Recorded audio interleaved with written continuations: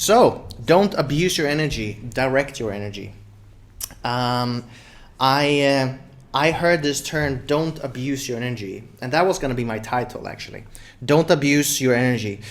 I met this gentleman on a flight between Cape Town and Johannesburg, and we were sitting next to each other, and it was fascinating. I saw him enter the airplane, and I thought he looked very interesting, and I thought to myself, I wish I could sit next to him. Like, I don't know why, but there was just energy about him. I was like, I wish. And then he sat down next to me, and I was like, great. And I said, how do I break this? How do I break the ice? Like, I want to speak to this person. I need a reason to speak to this person. That's how Swedish I am, right? So there needs to be a reason. And then he looks over and he's like, oh, are you guys on your honeymoon? And I was like, oh, how did you know that? Now it's got a lot more interesting, right? And we have a wonderful conversation. And we're actually holding hands, like half of the trip. This is very Korean. And we have a lovely conversation on this flight. Right? It's 2 hours or something like this. And at one point, he says this thing. He says, "Don't abuse your energy." And it's in connection to one of our conversations, and it was interesting because he kept on correcting me. You know, he's like, "You are a fascinating individual." He said this to me, and I said, "Oh, my wife is fascinating." And he said, "Why did you say that just now?" I said, "Well, my wife is fascinating." And he said, no, but why did you say that in connection to me saying you are fascinating? And I was like, I'm not sure. And he said, well, you need to accept the compliment. Like, if you would have told me your wife is fascinating, besides of the fact that I called you fascinating, that would have been okay. But you said it in connection to this. And so he was kind of, throughout this conversation, calling out whenever I was ingenuine, when I was somehow fake, this fake politeness, right? And so we had a really real conversation.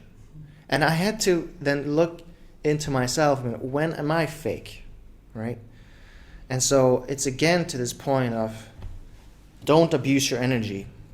To connect this is really, we have ourselves and we shouldn't be fake. Okay, so this is one aspect to it. So then last night I wanted to have this title, and I spoke to Daniela, and I said, what's the opposite of don't abuse your energy? Because I don't want to have like a negative as a title, don't abuse your energy. I don't want you to leave today to think don't abuse your energy, because actually what I've heard, the energy you create is abuse your energy, right? So I don't want to use a negative, I want to use a positive. Something that you can take with you from today and be like, this is good. And she said, direct your energy. And I said, well, that's more active. I want something more passive. And she said, and she corrected me, and she said, well, using your energy is an active choice. You choose what you want to do. And I was like, wow, I'm giving this sermon tomorrow. And I got this inspiration from her last night. So you need to direct your energy. So I want you to understand my perspective, why I think this is important. I also have some quotes from True Father and from the Bible that will reinforce this. However, I want to show you the picture of this gentleman. Yeah, this is after the flight. We are tired. It's late in the evening, but we should have taken a picture on the flight. But we were talking, and so we were distracted. I thought he was so interesting. At one point, he actually told me, like, you need to stop talking to me and you need to give attention to your wife. And I was like, this guy. I was like, wow.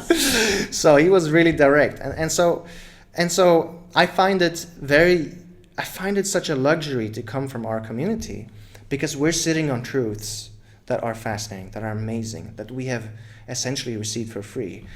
I find him, of course, he works with NGOs and does projects. He was recently in Finland, and he does a lot of charity work. So, of course, his upbringing and the people around him have given him inspiration. But I always find these people that kind of have such amazing insights on life and spirit and, let's say, energy. I find them amazing because I've worked hard to where I am today, but a lot of my values are from you in here. You have taught me so much, and that is what I practice today. And I feel like I haven't had to work as hard for my values as maybe he has. So, and very interesting. I love meeting people like this, and in South Africa we're filled with people that were very profound, and just you could have real conversations with almost anyone. I even one day I spoke to the IT person at my company, and we started talking about religions, about God, about politics, and I was like, this is an office worker, right, like me, and we're talking about religion at work on my way back from getting coffee. Like, that would never happen in Sweden. In fact, I bring up these examples to my colleagues in Sweden, and they get uncomfortable hearing me talking about this experience, about people being open. That's the degree, right? Okay, so I want to jump into some quotations here.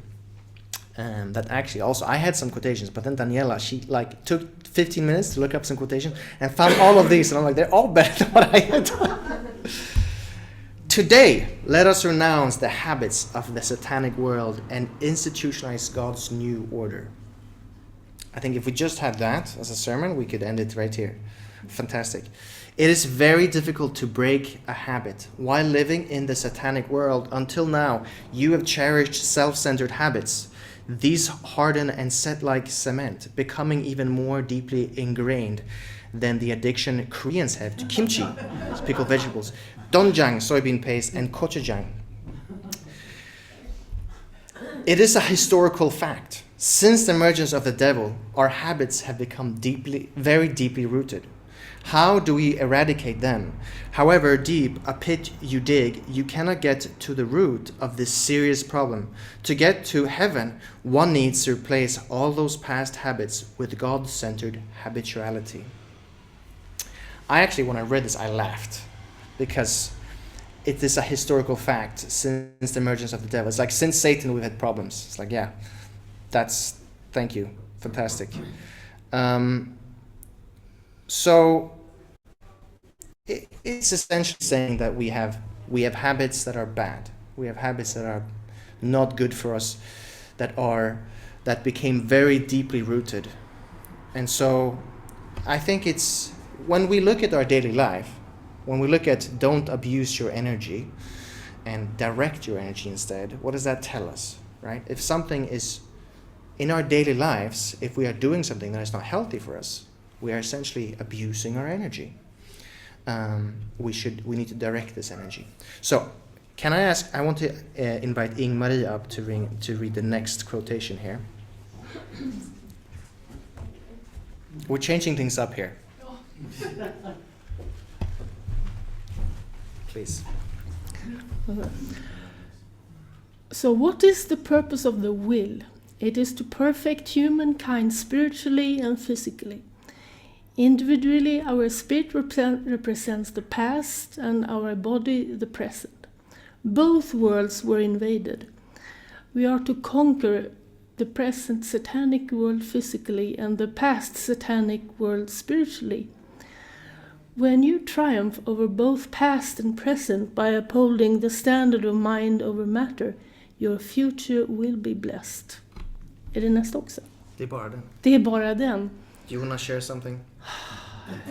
Ja, men det är ju väldigt djupa ord. Det här skulle jag vilja lära mig hur man... Och det ger ju en slags formula. Det är nu som vi... För att det är ju en gåva att vi har en fysisk kropp. Att vi lever och nu. Och vi kan faktiskt göra saker i världen. Men när vi gör det, då upptäcker vi samtidigt att det finns en andlig börda i det förgångna. Många människor har arbetat andligt med att förändra världen. Men de kommer alltid till ett stopp. Att det går inte. Nej, för att det förgångna, historien, har Det är för många spår, för många trauman som man måste övervinna. Så det är helt riktigt att om man ska genomföra någonting idag så måste man arbeta till att göra någonting. Men man kan inte göra det om man inte hanterar alla dessa andliga problem och trauman som vi har ärvt.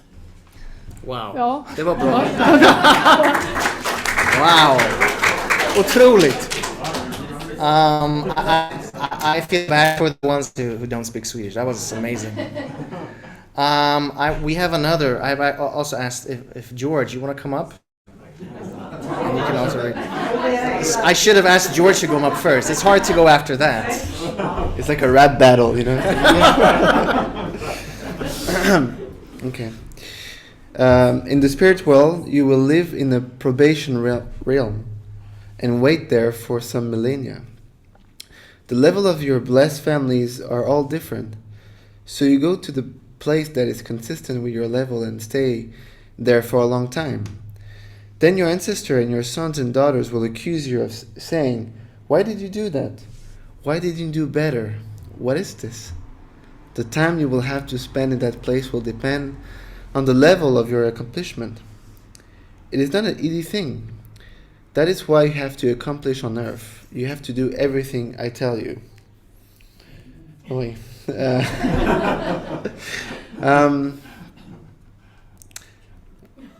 Yeah, I mean it's kind of remind me a bit like the Catholic approach with the how do you call it?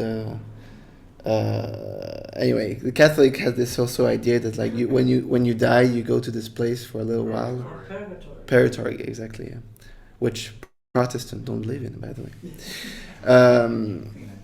But anyway, so I think the idea of like, it's a bit like Jesus says, like what you accomplish, what is you doing on earth is linked to what you do on afterwards, and maybe there's something about this idea that like we have to be conscious that like what we do, there's always some sort of consequences, and somehow you have to kind of take responsibility, which is kind of like the burden of having an internal life sometimes. It's at the same time, I guess this is what makes it valuable in some ways and meaningful maybe. So it is our responsibility to understand the value of this life, and maybe the understanding, the consequences of our actions. Not only for us, but also for the generation that will, not benefit or be hurt by our life here on earth. So, it's good to think about that. Take that. Wow. Amazing. Thank you, Ingmarie and George. That's I love this. This was great. I should have do this every time now. It gives a different energy. So we have one more quote. A bolt requires its corresponding nut to be securely fastened. Only when the nut fits can it be fastened. Do you understand? They have to match. How important is life on this earth? It is an instant that comes but once. Compared to eternity, life on earth is but a dot, an extremely short moment. It is insignificant. You have to go beyond your physical life and prepare for the spirit world. You must always be able to control and conquer everything by standing at the center with such a mainstream philosophy. Without doing so, you cannot achieve individual perfection. Wow. So there's a lot of Hunduke relating to this, your habits, your actions, how they impact you now, how they impact you in the future, how you impact the past, right? It's quite, there is a lot. So I wanted to ask if who remembers what my last Sunday service was about?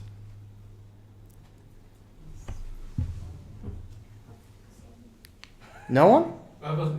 What was my last Sunday service about?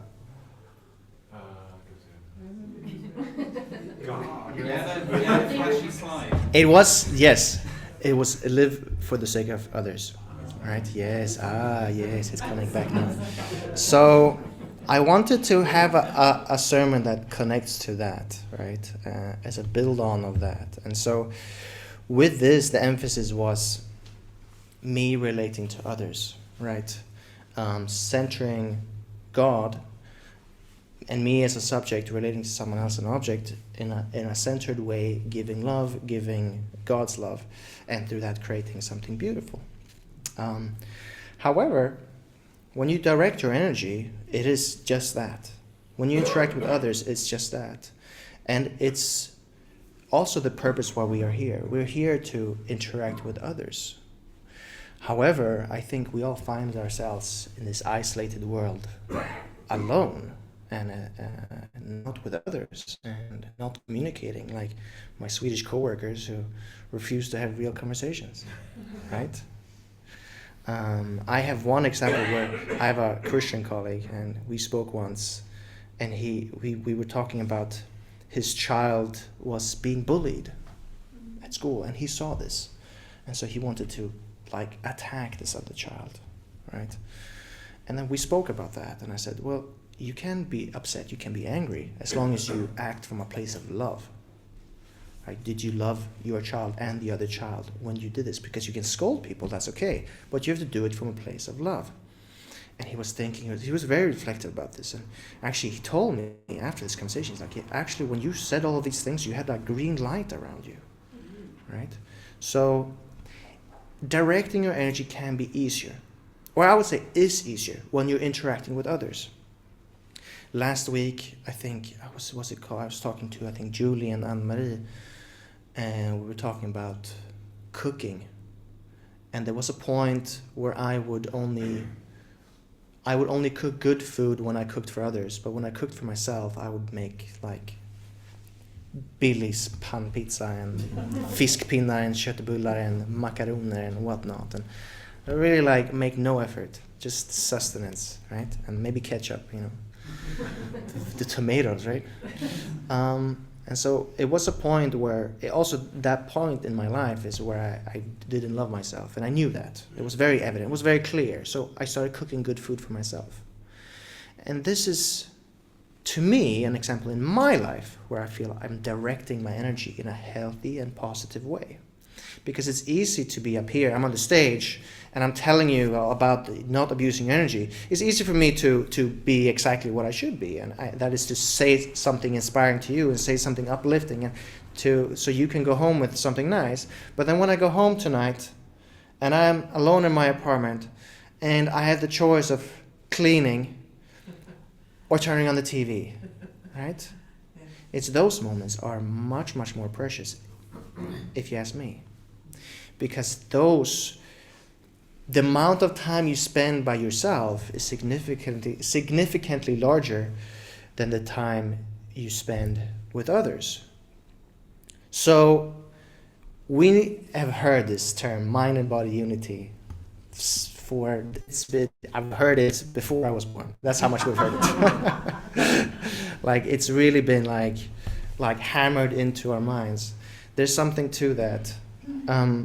However, we do forget that when we are with ourselves, is how do we spend our time? I found this amazing quote in the Ephesians, in the Bible. Be very careful then how you live, not as unwise but as wise, making the most of every opportunity, because the days are evil.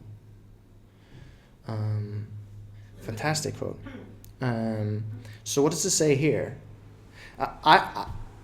I'm surprised by this quote, because if I look back in history, right, I feel like now is the most, and this is a bit cynical, I find the days now are very evil, right? There's so many addictions out there with phones and TVs and computers, and it's really crazy how we abuse our energy, how we don't spend time with others, how we don't live with others, how Stockholm is the single household capital of the world, right? People are really lonely. And that's what I mean with when I think the days are evil, right? And so I would ask each one of you I think when we come here, we have such a nice community. It's easy to be happy. It's easy to feel good. But when you're back home tonight or this week, how are you directing your energy? How are you being the best you can be? And that is the question. Thank you, Joni. Because I was even talking to my neighbor. I was having coffee with her because we've had some incidents at the house. So we were having coffee in the garden. And she was telling me something about her life and her family. And so I was giving her my thoughts and whatnot. And she said, "That's amazing. That's really good." And then I said, "Well, I also have many problems." She said, "No, you don't have problems." I said, "Yeah, of course I have problems." And I told her that I actually abuse my energy.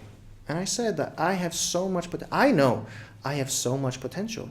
Yet I feel like I'm wasting it away so much.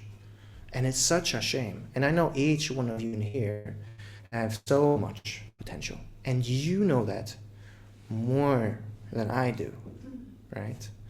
And I think that's a really important message and a really important thing to take with you, is that when you abuse your energy, this energy that you have been given, that you have in your life, it's so precious. Every second of the day is precious. So when you waste that away, and it's really a waste because of all the amazing things you can do, it's such a shame. Not just to yourself, but to everyone else in your life, in this room, and your families and friends.